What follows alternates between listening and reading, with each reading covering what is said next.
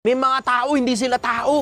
Linta sila, linta. Pag OFW ka, suggestion ko sa'yo, gumawa ka ng bago mong Facebook. Yung lumang Facebook mo, deactivate mo muna. Yung mga taong sobrang importante lang sa'yo, yung dapat naka-add sa'yo dun. Kasi maniwala ka, napakaraming linta kapag OFW ka. Gustong makinabang sa pinaghirapan mo, tapos nakakaalala lang. Pagka nasa abroad ka, pero pag ikaw yung nasa Pilipinas, umuwi ka ng walang dala, buti kung mapahiram ka niyang mga yan. Sorry ha, magagalit kayo sa akin, wala akong pakialam. Hindi tao yan, linta yan. Mukha lang silang tao. Nagsasalita sila na parang tao, pero andyan lang sila para makinabang.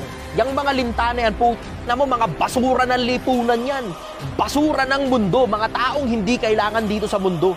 Magagalit kayo sa akin, oo sige, magagalit kayo sa akin. Pero isang bagay ang sigurado ko sa inyo, pag naintindihan mong ang daming linta sa mundo kapag OFW ka, baka sakaling pag uwi mo ng Pilipinas, baka may pera ka pa.